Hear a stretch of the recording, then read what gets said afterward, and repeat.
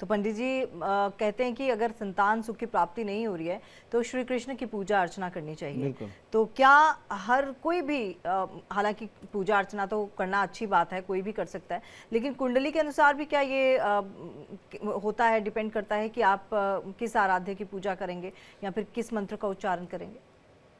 देखिए, भगवान श्री कृष्ण की ही पूजा का विधान है। जो आपने अभी एक बात कही, तो लगभग लगभग सभी जितने भी ज्योतिष के ग्रंथ हैं, चाहे जो भी है, तो अभी जो प्राचीन है उसकी बात मैं नहीं करता, लेकिन जो नवीन ग्रंथ लिखे गए बाद में और जो आज का चाल चलन, रहन सहन और जीवन शैली है, उसके आधार पे जैसे हर आदमी चाहता है कोई काम जल्दी हो जाए, शॉर्टकट हो जाए और उसके लिए प्रयास कम हो, परिणाम पूर्ण प्राप्त हो। तो वैसी स्थिति में जो आपने ये भगवान श्री कृष्ण वाली बात कही है, यह 100% बिल्कुल सही है और हम लोग ये प्रैक्टिस में भी करते हैं और मैंने इसके पूरे 100% सही परिणाम प्राप्त भी किए हैं। जैसे भगवान श्री कृष्ण का जो मंत्र है, ओम क्लीं देवकी सुत गोविंदम वासुदेवम जगतपतिम और देह में तनया कृष्ण त्वामहम शरणंगत। बस यही एक मंत्र है।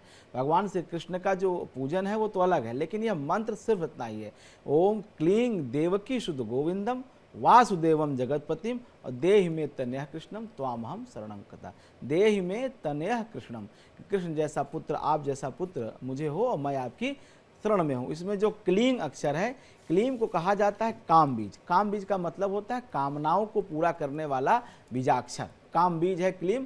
काम बीज के साथ भगवान श्री कृष्ण का नाम जोड़ते हुए और इस मंत्र से उनकी शरणागति मांगी जाती है और जब शरणागति मिल जाती है तो भक्त की यथेष्ट इच्छा को भगवान श्री कृष्ण पूर्ण कर देते हैं। भगवान श्री कृष्ण की पूजा आराधना संतान सुख के लिए बहुत बेहतर मानी जाती है। आज के समय में भागा दौड़ी की ज़िंदगी में सबसे अच्छा, सबसे सरल उपाय यही है। अन्य शास्त्रों में बहुत सारे उपाय बताए गए हैं संतान सुख के, वो अलग अलग हैं और उनकी अलग अलग श्रेणीबद्ध आपको मैं समझा सकता हूँ।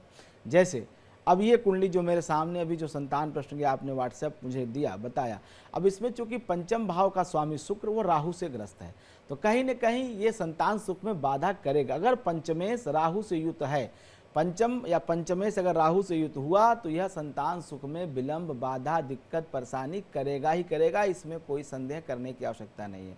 पुरुषों में जो संतान कारक ग्रह होता है वो शुक्र होता है और महिलाओं में जो संतान कारक ग्रह होता है वो मंगल होता है। ये अलग अलग समझने की बात है। और जो अस्थाई कारक ग्रहों में कहा गया है संतान सुख का, वो देवगुरु बृहस्पति हैं। देवगुरु बृहस्पति संतान सुख के अस्थाई कारक कहे गए हैं और महिला और पुरुष में अलग अलग शुक्र और मंगल। अब चूंकि शुक्र इनकी जन्म कुंडली में पीड़ित है और वही पंचमेश है, तो निश्चित रूप से संतान सुख में विलंब और बाधा करेगा। फिर मैंने ऐसा क्यों कहा कि भाई आप डॉक्टर को मिलो, आपको संतान सुख हो सकता है, क्योंकि संतान भाव का अस्थाई कारक देवगुरु बृहस्पति इनकी जन्म कुंडली में एकादश में बैठ करके पंचम को देखता है। तो यहाँ एक संभावना बनती है कि अगर डॉक्टर से संपर्क किया जाए और औषधि और चिकित्सा के माध्यम से संतान प्राप्ति का सुख हो सकता है।